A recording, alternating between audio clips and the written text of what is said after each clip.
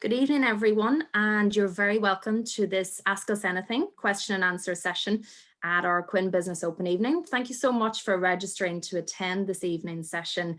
I hope you've enjoyed the live session so far and that you've also taken the opportunity to look through our resources and live chat with our students as part of the live chat feature that is on the event page. So I suppose this session is wide open for any questions that you might have, and you can use the Q&A function at the bottom of the page to type in any questions that you might have that maybe weren't answered in an earlier session, or maybe are the result of some information that you have learned this evening. So just to give you an idea of some of the staff and students I have with me this evening, you may have encountered them in an earlier session and they're back here again. Perhaps you will know some more questions that you would like answered. So we have Dr. Eamon Ambrose, who's the Bachelor of Commerce International Program Director, and Laura Borghetti, who is the Bachelor of Commerce International Program Manager. We have Niall Hayes, who's the Bcom Program Manager, and Margaret Marr, who is over Business and Law and Economics and Finance as the Program Manager. We also have Dr. Conal O'Sullivan, who is the Economics and Finance Program Director. I'm joined also by Emma Donnelly, who works with UCD Admissions, and Fiona Sweeney, who works with the UCD Access and Lifelong Learning Centre. Some of our students that we have with us this evening are Kate Danaher. Kate is a final year Bcom student who you may have encountered in the Bcom session earlier this evening. So Kate has done the Quinn internship program, and she's also done a semester of study abroad in Australia. So if you have any questions about exchanges or the Quinn internship program, you can send those questions through and we'll put them to Kate. And we also hope to be joined this evening by Rory Clark. Rory is a final year business and law student. I hope I haven't forgotten any of my colleagues, but if you send through your questions this evening, we will of course put them to our colleagues. So I'm going to just take a quick look now in your questions that have come in. So the first one is about Bcom, and Kate, I might put this to you first because you are a Bcom student. So this question that has come in is about the size of the Bcom program. It's a really big program, I guess. So this person is asking, is it hard to get to know the people in your class and your lecturers with Bcom being such a big program? So what's your thoughts on joining in first year, getting to know people, and did you get to know your lecturers? Right, so definitely I know that coming into a course as large as commerce can be very intimidating, especially when you probably know nearly everyone in your year at school and you're leaving that sense of, you know, you're leaving your comfort zone. But with commerce, the real focus in first year in almost every single module is group work. So you are going to be working closely with people on group projects, presentations, and the aim of that is to help you to get to know the people in your course. Another thing I would say is that everyone's in the same boat, everyone's come up, everyone wants to make new friends. So just I've made some of my best friends by just turning to them in a lecture and saying, hello, like, my name's Kate, how are you? So I know that can be hard and it can, you know, be scary to do that, but just know that everyone's in the same boat. There's lots of societies as well, kind of that would center around commerce, you know, like the Commerce and Economics Society, the Investors and Entrepreneurs Society, where you can meet people from your course there as well as people outside of your course. So I just recommend getting involved. Just keep remembering that everyone's in the same boat and really make good use of the group work that you're doing. I know it is academic, but there is kind of a social underlying motive behind that as well. That's great, Kate. Thank you so much. And I'm sure we'll be back to you before the session is finished. Another Bcom related question, and I might come to Dr. Julie Byrne. Julie, hi, thanks for joining us. I think I skipped you and the introductions at the start. This is an accountancy related question from a student who is thinking about specializing in accountancy or is foreseeing a future career in accountancy and is asking about Cat 1 exemption. So would you maybe like to just comment on that? Yeah, so if you take on the commerce program, and Kate is actually doing this at the moment, so Kate is going to pursue the accountancy path. So if you take a certain suite of modules in your final year, so there is core modules in first and second year accounting modules that all students have to take. And if you wish to pursue accounting later on, you have to choose certain accounting modules in your final year, and that will give you your Cap 1 exemptions when you graduate, which means that you have less exams to take when you are training to become a fully qualified accountant.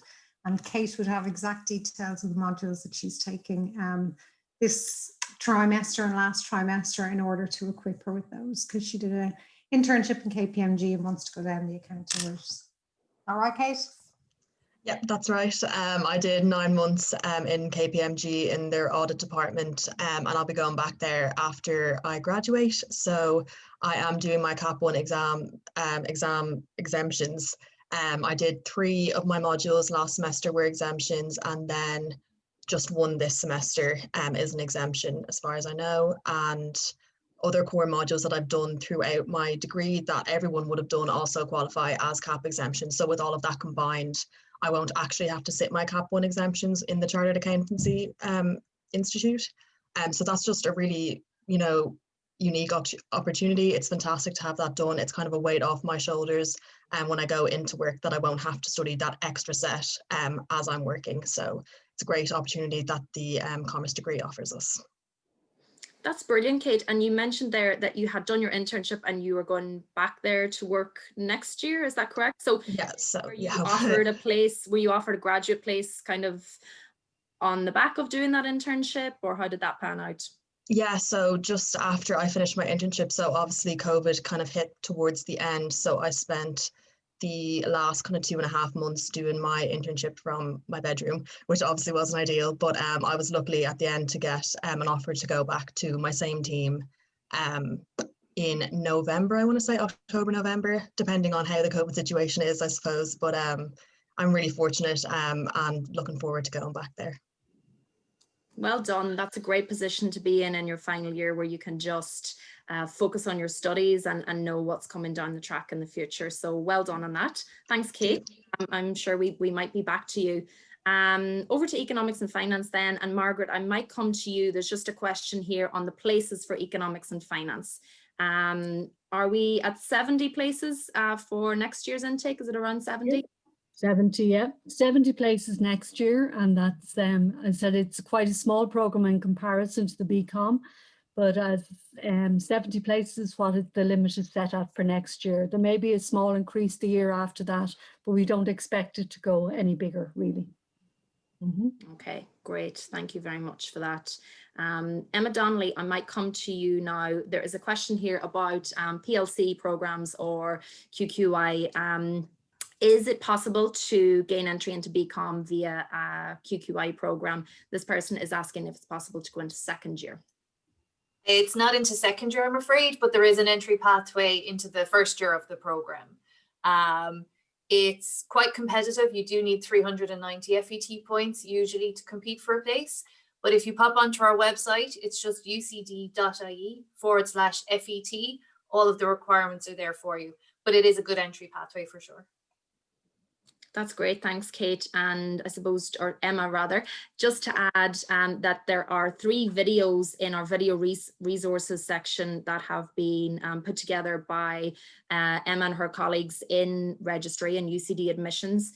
And one of those videos is dedicated towards mature students and QQI FET or PLC applicants. So that would be a good video for you to watch whenever you get a chance. Having another little scan through the Q&A here. There is a question from a mature student who is asking about our part-time business studies program. So for mature students, we have a part-time diploma and Bachelor of Business Studies. It would be a 2-year program, which would get you your diploma in business studies and then would lead on to the Bachelor's in Business Studies, which would be 4 years altogether. Again, there is a video in our resources section about that particular program, and they take students in from a wide variety of backgrounds. The application for that is not through the CAO, it's directly to the university, and you'll see within that video that'll give you an overview of the entry criteria for that program. So it's not kind of a more, with our full-time programs, it's a more defined list of, you know, certain subjects and grades that you might need to get in your Leaving Cert. But this is a much more flexible entry pathway, and that's a part-time program as well, that's more suited to mature students who are studying in, or who are working in business roles full-time. Okay, so across to Commerce International now, and Eamon, I might come to you for this one. Is it possible to use Commerce International to go on for a career in secondary school teaching? Do you want to comment on that? Yes, Tara. Yeah, it is entirely possible. So the way we have structured it, not only can you do secondary teaching drawing on the business subjects, but the languages are also structured so that you have covered the requirements for teaching languages as well. So you would need to go on after the Bcom to do your teaching diploma, but you would have qualified to teach either business or languages, European languages through that. We're also working closely with the Confucius Institute here in UCD, who run the Chinese side of the program. And you may be aware Chinese is becoming a Leaving Cert subject now. And we're also working to make sure that graduates from the Bcom International would also be qualified to teach Chinese if and when that becomes a possibility later on. So certainly it's a path that's attractive to a number of students, all right. Okay, great. Thanks very much, Eamon. And obviously, there's a huge amount of career pathways for all of our different programs. For anyone who would like to maybe after this session join in, there is a careers and business session that's taking place. Or you can, and all of this information and the live sessions that are taking place this evening will be available on demand later this week for any students who have registered to the event. There's also a download available in the downloads section on careers for Quinn graduates, and that's based on evidence of where our graduates have gone to work, the kind of roles, and also with graduate study as well. We have a question in on coronavirus and how will Corona affect the university life in September coming? And I suppose that's $1 million question. How is it going to affect us next month or in the next 2 months, never mind in September? It's very difficult to know. The university are planning some return to normality, and we really hope that with a vaccine rollout that we will be able to return to some level of normality, as we would call it, come September. I'm going to paste a link into which you should be able to see publicly, and that is the information that the university publishes and updates very often on the coronavirus, I suppose, measures, the health and safety measures that are taking place in the college to protect our staff and students. So you might like to access that to see what the university are doing for our students and kind of what our health and safety measures are. Julie, possibly a question for you. It's on the Bcom, but also in your particular area in finance. So there's a student asking, can you do a master's in finance from the Bcom? Is there much finance throughout the course? Yeah, so absolutely. Lots of the students go on and do Masters of Finance or Masters of Quantitative Finance.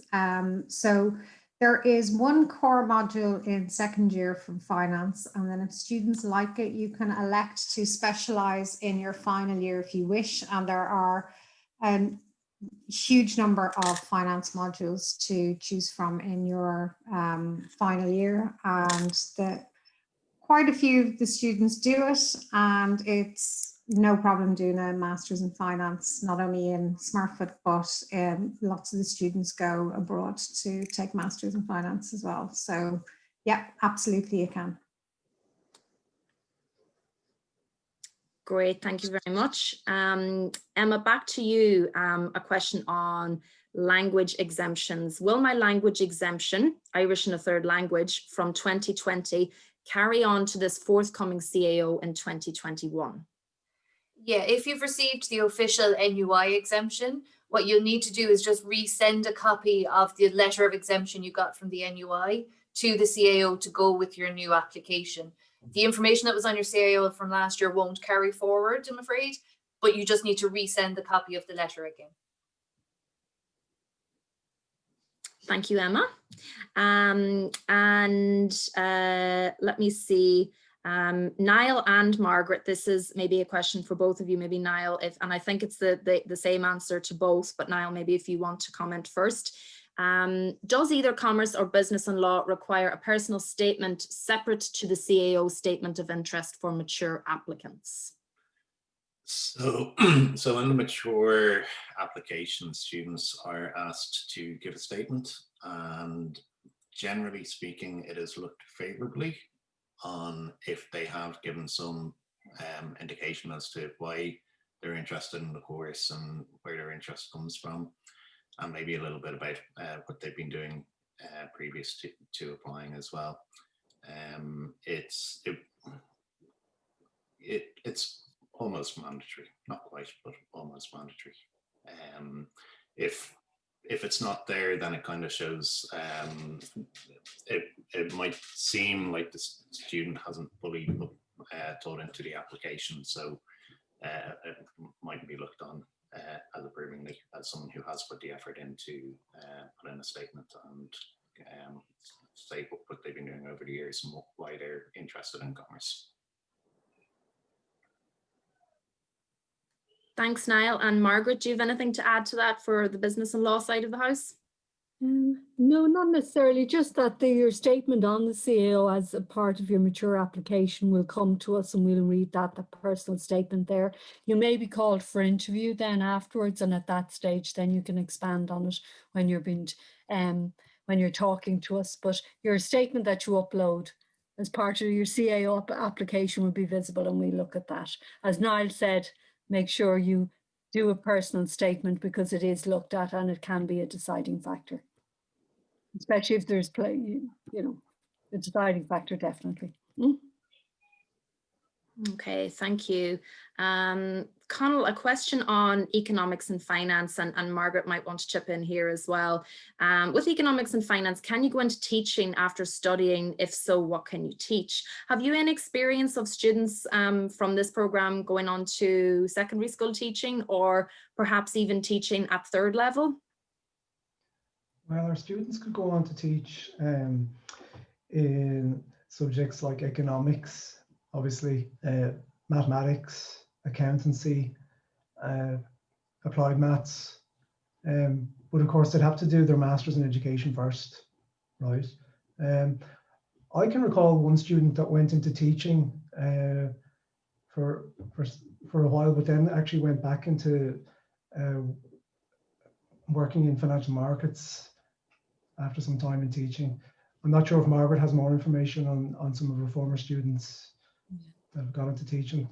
It wouldn't be a common route, definitely not. It would be unusual for a student to go into teaching, but it is possible, as Connell said, having done your Masters in Education. Definitely business studies, maths, economics, those sorts of, and applied maths would be the subjects that you would be teaching. Yeah, thanks to both of you for that. And I know just from myself getting some queries from students interested in Bcom or Bcom International as well about teaching and what can I teach if I do this degree program. I suppose it's important for us to say that the Teaching Council of Ireland set out the criteria for the subjects that you can teach based on what you have studied during your time at university. So if it's a case that you start your degree and you're thinking about teaching as a future possible career pathway, you should look up the Teaching Council of Ireland website. They have some information there now, which can be, or which is probably updated year to year, which sets out the modules that they expect students to have covered as part of their undergraduate degree, which will then allow them to teach certain subjects at either higher or ordinary level at Leaving Cert, and subjects to Junior Cert as well. So if you are considering teaching as a future career pathway,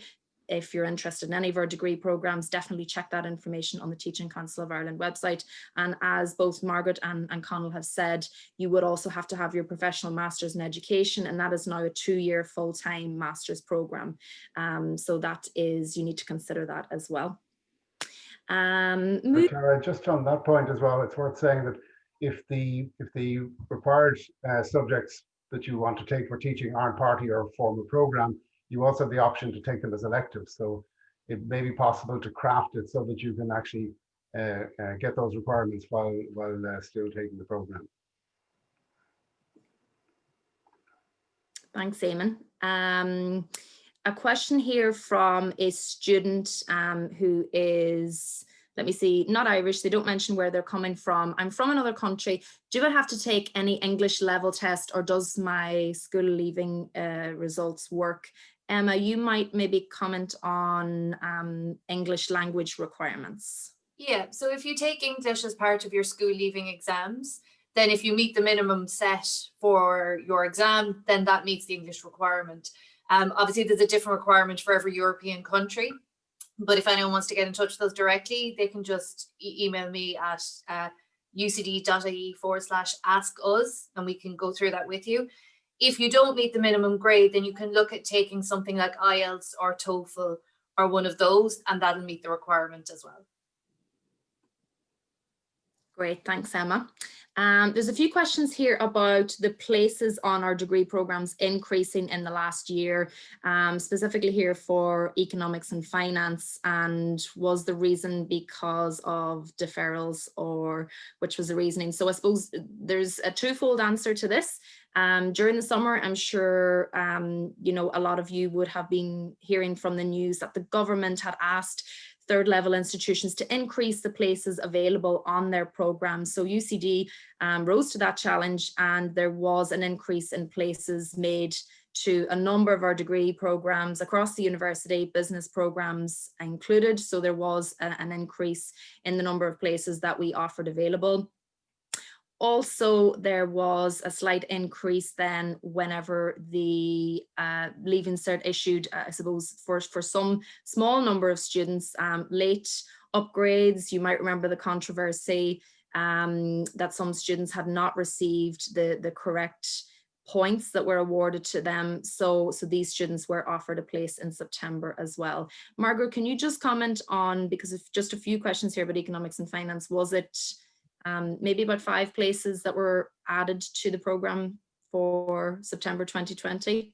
Yeah, there was a couple of extra places added, but the program historically would have had even smaller amounts of places, and year on year, because of the popularity of it, etc., we've been increasing the places slowly. Now, there will be an upper limit on it because of the modules that the students take. And we envisage over the next couple of years maybe going to 80, but the increase was not necessarily just because of the COVID conditions and the government guidelines. We had intended increasing places as well, but it's been accelerated slightly because of it. Okay, thanks for clarifying that. So I hope that answers those couple of questions that have come in on that regard. Question to Kate. What advice would you give someone starting Bcom next year as a first-year student? Okay, I probably have 3 main pieces of academic advice for Bcom. So the first one would definitely be just to go to your classes. I know that your grades do not go towards your final year GPA, but you're never going to actually know what you like and you don't like unless you go to class. Another reason is that you'll meet people there, and that's really one of the main reasons to go, is you can meet people there. My second would be to just make sure, if you want to do an exchange in your second trimester of your second year, that you know that your grades do count towards that, and your grades are kind of how the places are allocated. So someone who did better than you in their first year are more likely to get their first choice, if you get me. And then, yeah, my third one would just be to give everything a fair try. You know, don't close yourself off before you even go into a class. Don't think that because you have to do a presentation that you're going to hate it, because it's all a learning experience. That's what every piece of the module in the course is.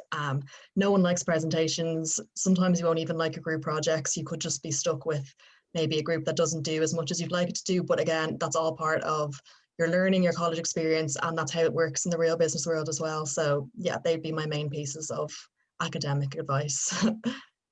Brilliant, Kate, thank you. Yeah, I think what your final point there really is true of the working world. You know, you'll be thrown in all sorts of situations, and you just have to see how you will react to them. And there'll be bits of college, or there'll be bits of every job that you don't particularly like, but you just have to get on with it, really, don't you? Rory, can I put that same question to you as a BNL student? Any BNL incoming first year advice that you would give? I think I'd probably be the same as Kate. If there was one that I was kind of picking up on, it would be go to class. And again, that's as much for the social reasons, if not more. And then just for general UCD students, it applies to BNL students as much as anyone else.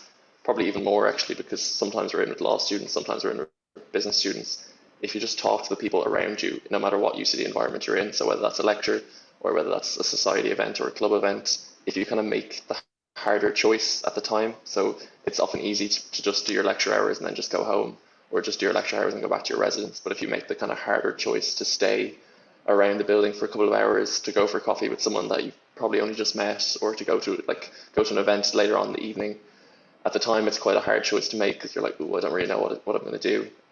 But it's the hard choice that you get the reward for them later on. As I say, business and law is kind of probably the reward is greater, because, as I say, you'll be in with business students and law students on both sides, so there's kind of more people for you to meet. So if you kind of put the time in, you will actually start to meet them much more. The same thing applies for academics in terms of going on exchange. It's on the same level, but just even on the social side, if you put the hours you put in, you'll reap the rewards, really. Good advice, Rory. Thanks very much. A question now, we have a few different questions in from mature students. So Fiona, I might come to you in a second. There's a specific one, I suppose, on what's the difference in kind of the career pathways from the Bachelor of Commerce and the Bachelor of Business Studies program. So the Bachelor of Commerce is a full-time degree program, whereas the Bachelor of Business Studies is our part-time degree program for mature students who are currently working in business roles. So I suppose their career trajectories can be quite different in terms of the kinds of roles that they may go into based on their experience. So whereas a Bcom student may not have a huge amount of experience in the working world, they may go for a graduate role, whereas a graduate then of our business studies program has already been working in the real world, and they may choose to stay in the same company. Very often they'll do that, but they will go for a role maybe higher up the ladder, or go for a promotion within the same company, or they may then change career positions or pathways to a slightly different discipline.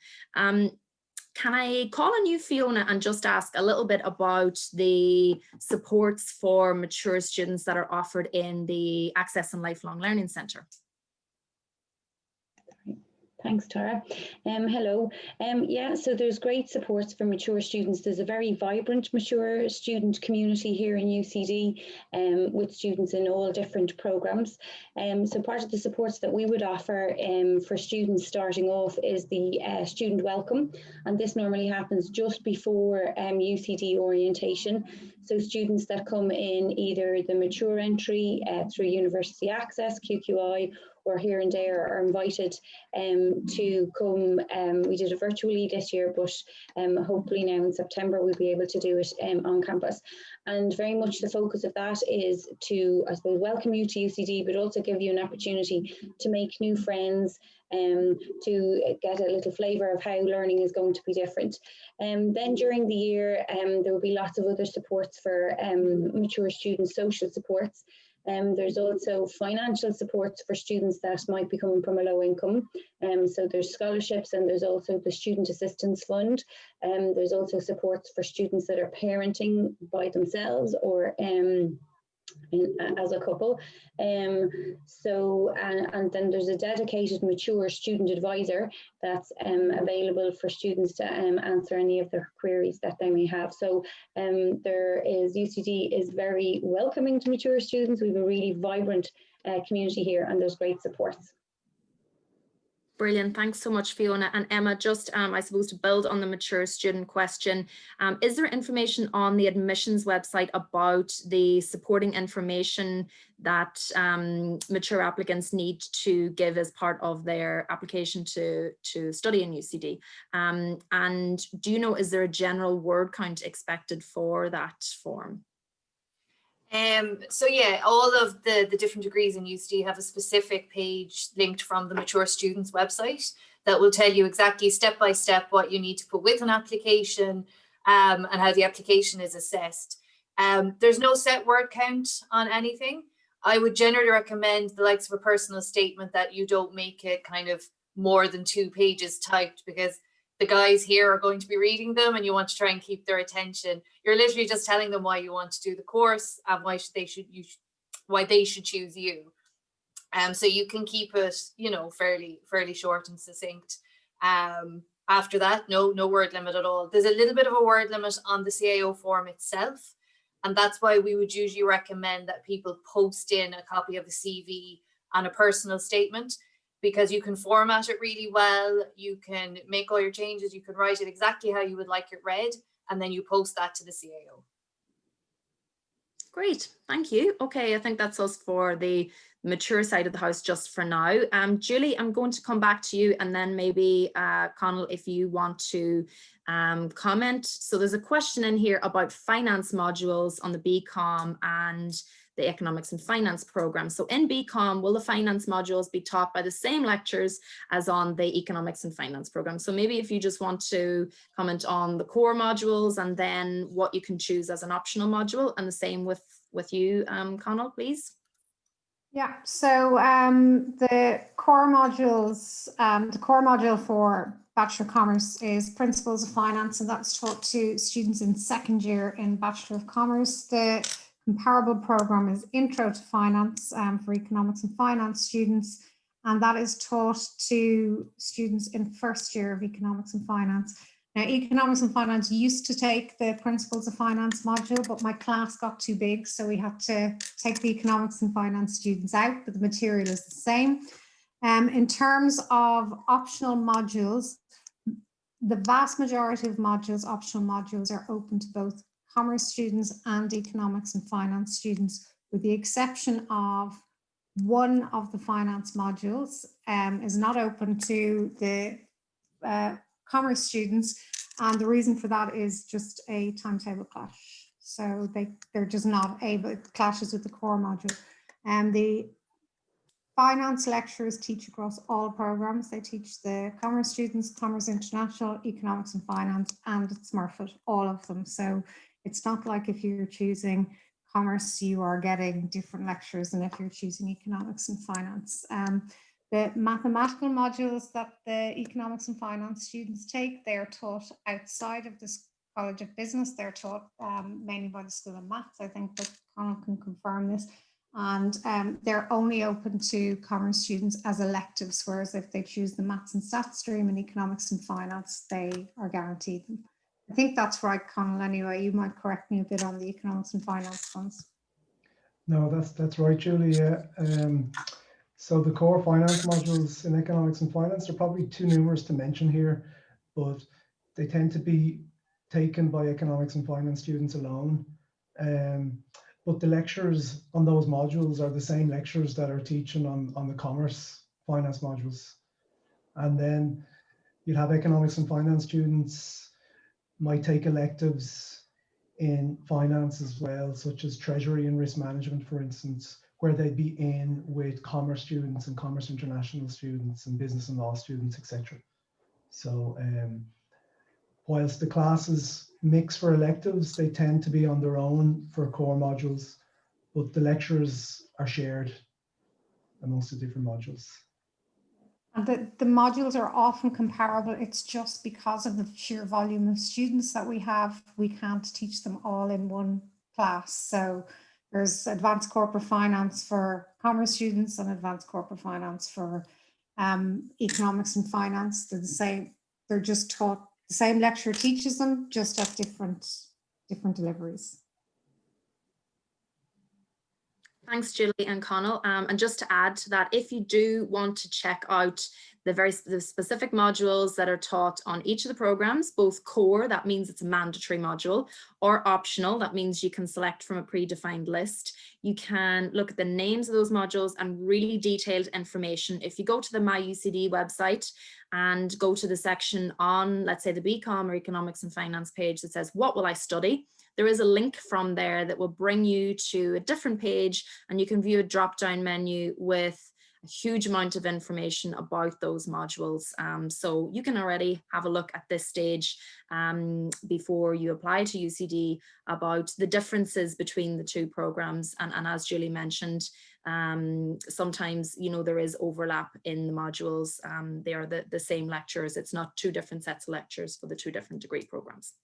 A question that I might put towards the student ambassadors, Rory, you might take this one. I'm not sure if either Rory or Kate have lived in the UCD residences, but there's a question here just about living on campus. I suppose as a student ambassador, have you anything to mention about the campus residences? I guess I suppose to tell the students that all of the accommodation, the student accommodation, is on campus at UCD. So it's all within a close walk of the buildings and of the library. Anything really to add, Rory, for the experience of living on campus?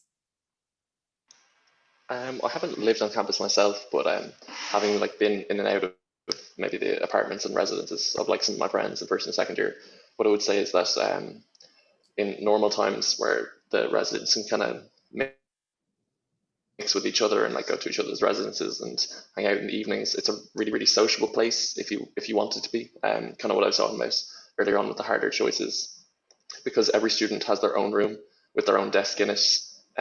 It's easy sometimes maybe just to stay in your room the whole time, but most of the apartments have shared kitchens, and some of them shared bathrooms depending on which particular residence you end up in.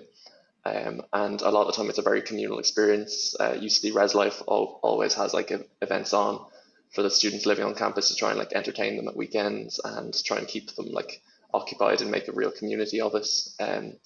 By the end of the day, like I met someone I was going out with through not my friend in normal times, but just at a random party that was in one of the residences. So it's a really good way of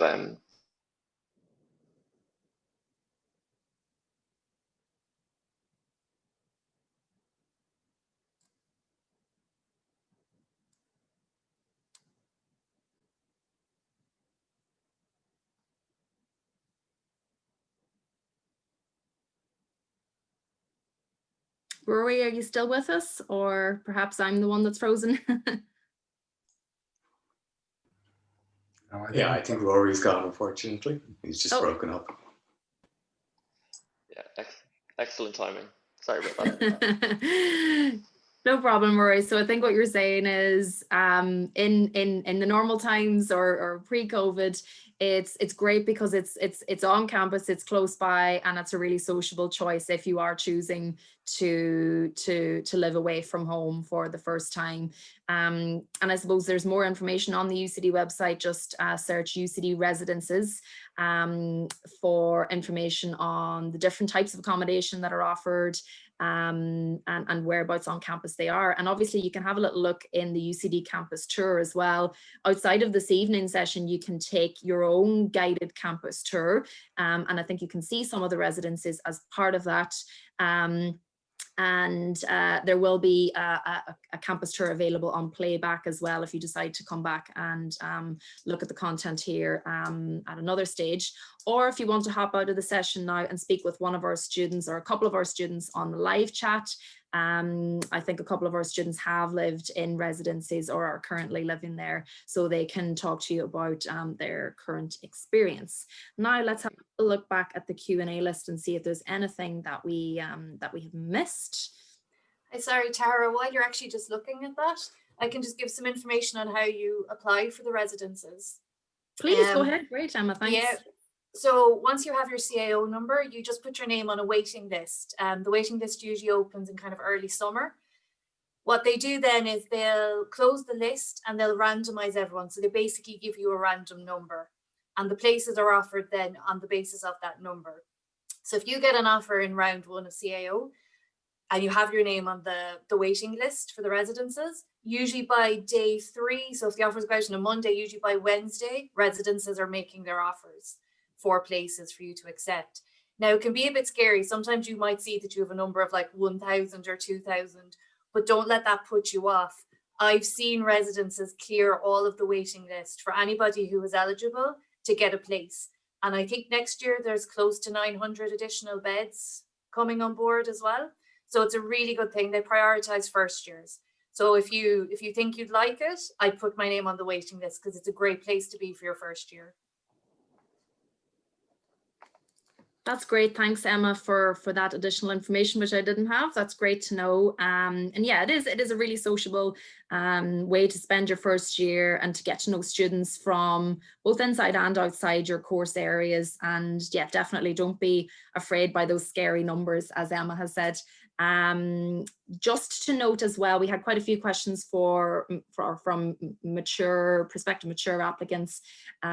We have another event coming up next week on our part-time Diploma and Bachelor of Business Studies program, and that is a lunchtime webinar. It's taking place on the 28th of January. So if you go back to My UCD, which is the website where you would have registered for this event, you'll be able to see in the events listing that lunchtime event which is taking place. So that is on Thursday week, the 28th of January, and that's a 45-minute session. It's an overview and an open Q&A as well on that. So that will be some good information for those of you that are interested in that pathway.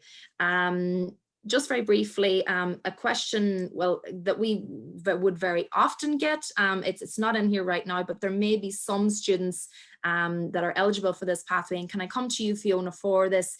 Just very briefly on the supports that the Access and Lifelong Learning Centre make available for students who are applying through HERE and DARE schemes.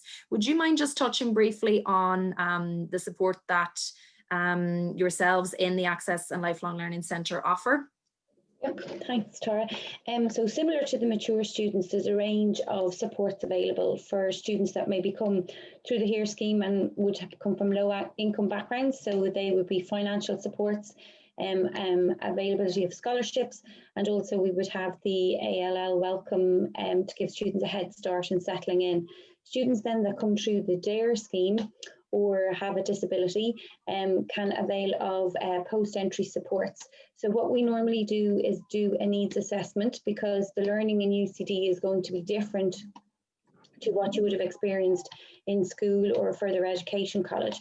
So what we do is a needs assessment. You'd sit down with one of my colleagues, go through I suppose the difficulties you have as a result of your disability, and then we put in place different accommodations, both at exams and academic ones, to help you reach your best potential with regard to that. We would also have scholarships, I think I mentioned that, and then we would lots of social and academic supports, academic workshops at lunchtimes, and again to help students make that transition from what the learning that they've been used to in school or in further ed, or that you've been distanced from learning, to the type of learning that's available here. Again, if you want to look at our website, www.ucd.ie/ALL, we'll have all the details there of the supports. Thanks, Fiona. There's just a couple of very quick questions on Bcom, which I might answer. Can you specialize as soon as you go into Bcom? So your first and second year, no, we wouldn't say specialize. There'll be a set list of modules, and it's the same for pretty much all of our programs. First year is seen as a foundational year. You'll study a broad base of modules that will be applicable to that particular area of study. You'd usually have one elective choice, which is a module that you can take from within the Quinn School of Business, or you'll have a choice from other disciplines throughout the university. With Bcom, you'd have one elective in stage 1, 2 in stage 2, and 2 in your final stage as well. Really the specialization or how you're able to choose specific modules in maybe a particular area, little like Kate is focusing on accountancy modules, would come in your final stage. And that's kind of more flexibility and choice in your final stage in Bcom. There's another question about what's really the difference in commerce and UCD compared to other commerce programs.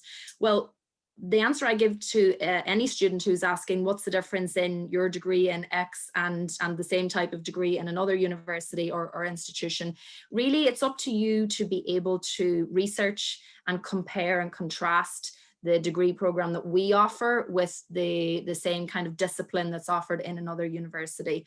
You know, take a look at the very broad top line things. How long is the degree? Is it 3 years, 4 years? Can you do an internship? Can you study abroad? What modules are you going to be doing? How are you supported in different ways? Insofar as, you know, those type of opportunities, what modules can you choose to kind of, I suppose, have a specialism or a niche area of study in come your final year? Do you want to study in Dublin, or do you want to study somewhere else in the country?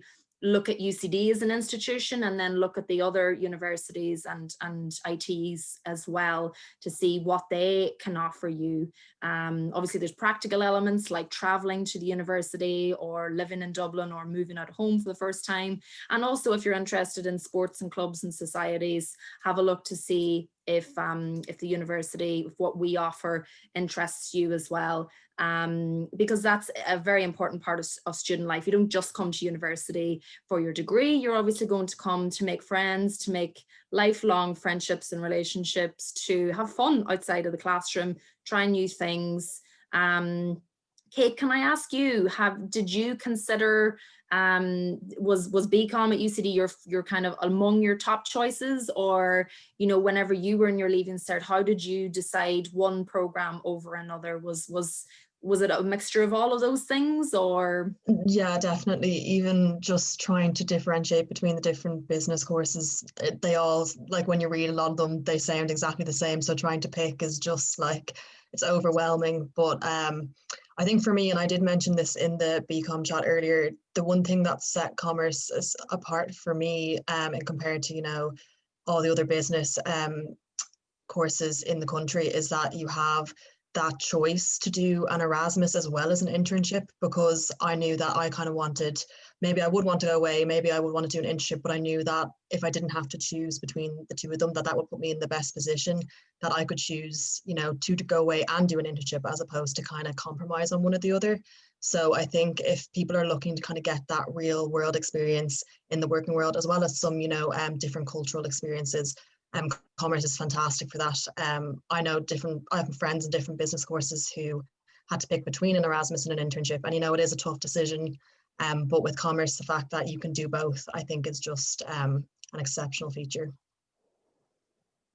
Thanks, Kate. Yeah, so I suppose the advice then for students is to really map out what you'd like to do as part of your degree, not alone what you'd like to study, but the opportunities you might like to take over the next couple of years. Are you interested in traveling and studying abroad? Do you want to do an internship? Do you want to complete your degree within 3 years, or are you happy for it to go to 4 if you do a full year internship? And think about the kind of things that you'd like to do in your own spare time and extracurriculars as well. Rory, would you say that's the same for you for your decision to come to UCD? Did you look at all of those options, or were you pretty defined on wanting to study business and law? I was pretty defined on wanting to study business and law, but I suppose the same kind of point applies as Kate was saying, to kind of differentiate between even because most schools now offer, most colleges now offer like a law and business option or a business and law option. And what I really found the most useful and the most the thing that kind of made me choose UCD over all the rest of them was the kind of flexibility it offered you. And Kate's kind of said the same thing, that compared to some of the other courses, it seems that UCD gives you a lot more flexibility to kind of mold your own degree.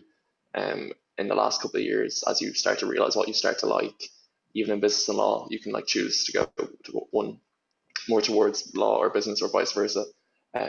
But even within those modules, you can choose to go towards a more specific area of law and a more specific area of business. And then even on just like a pure numbers basis, if you look at both the schools, they're both some of the top ranked in Ireland, they're in really good ranking places in the world, have really good facilities. So just everything was kind of accumulating in UCD's favor for me. Great, thank you. And I hope for that student that's helped to answer your question. Always just arm yourself with as much information as possible. That's what will help you, I suppose, prioritize your business degree choices. The last question I think that's come in here will be for Eamon and Laura, whichever of you want to take it. And I'm not sure if this is carried over maybe from an earlier session. What's the difference between studying global business and commerce international? They sound practically the same. So even Eamon, you might like to maybe take that. So they're asking about the pathways. Yeah, so the term global business and international business, they're used kind of interchangeably by different universities. I think the thing to look for, I suppose, is what the extent of the kind of language study is involved. So you can take it that on the business side, in any degree that's global or international, you're going to be taking modules which focus on international aspects of business. But the reality is that all business is international anyway. So in fact, it's not a major difference. Most business students end up studying a lot of international business subjects. The key difference is, as I say, the amount of language involved. Is it just simply maybe 1 or 2 modules per year, which will get you fluent in the language? Or is it like our degree, which would be, as I say, 1/3 of your time is spent studying language. So you're talking about 4 modules every year. And then on top of that, we have the year abroad where you're studying through the language. So with a lot of the Erasmus programs that we talk about, and when the Bcom students go on Erasmus, they study business, but they study through English. Our students would study through the native language, which is a significantly different experience and a significantly different challenge. So what sets ours apart is the fact that it is a full year study abroad through the language, and there's a significant cultural aspect to it as well. Whereas if you look into the detail of some of the programs, you'll see that there is an international flavor to it, but it may not be, and in fact, I don't think there's anyone that has quite the same extent of language and culture and studying through the foreign language as ours does. And for us, that's what makes it unique. It's a much deeper and much more kind of involved engagement with cultural difference than just simply the language side. And actually, Tara, just to make the point, because I know there was a question earlier about the Cap 1 exemptions. That's part of the reason why we can't guarantee Cap 1 exemptions, is because there's already so much in the program, even though it's 4 years, because you're doing the minor degree in languages. So we do offer those modules, and in fact, a larger number of students take them. I looked last year, I think about 15 of the 100 on the program actually took the Cap 1 exemption modules. But the thing is, we can't guarantee it. So technically, it can't be guaranteed because it depends on how your specific language modules fall in terms of timetabling. So it is available, but for us, the primary thing is the international and the language side. If the timetable allows it, you can also get Cap 1 exemptions at the same time. Thanks, Eamon, for clarifying that. And just while your mic is still on, one final question for you. How much study of literature is involved in Bcom International with the language part of the program? Well, as I say, we're talking about 4 modules every year. So out of the 6 modules in each term, 2 of them will be in the language stroke literature area. One of those will always be language. So you have, in each year, you do 1 language module each term, and you do 1 which is either culture or literature. And there is a very wide range of literature involved. It is significant. So, I mean, I think it's important to understand that that's there, and it's a deliberate part of the program, because we don't want people coming in just thinking that it's like a Berlitz language course. But it's an important part of it. You know, if somebody comes to Ireland to do business and they don't understand our history or our culture or know nothing about the country, then you can understand why that's an issue in terms of engaging with people. So we really want you to really get a good understanding of a particular culture. And that means broadly getting into the history, getting into the societal issues, getting into the literature and the poetry and the writing and so on. But there's also cinema, there's also social media. So there's a lot of, very broad study of the country rather than just simply the literature.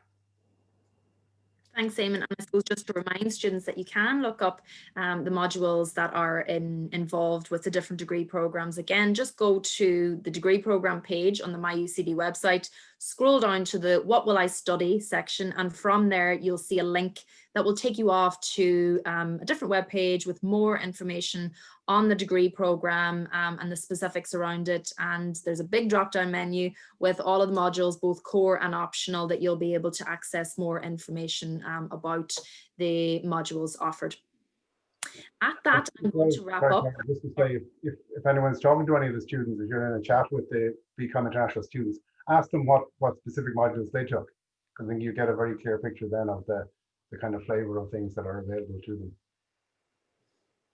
Absolutely. And I know that one of the Bcom International students, Alex Bolster, is available in the live chat. So after this session, if you want to strike up a conversation with Alex and just ask her about the literature modules that she's currently taking, she's specializing in Chinese as part of the Bcom International degree. That's the last question that has come in on the Q&A. I hope that we have sufficiently answered everything that you have sent in. If you have any further questions, or if there's anything that you want any elaboration on, please feel free to email me after the event. So my email address is my name, tara.walsh@ucd.ie. So feel free to send me through anything that comes into your mind after this evening, or perhaps if you just want to discuss further your question or query from this evening. Thank you so much to all of my colleagues and to our students for joining us tonight. Again, I hope you found the information useful. This session and all of the others from this evening have been recorded and will be available on demand. So feel free to watch back again in the future and make contact with us.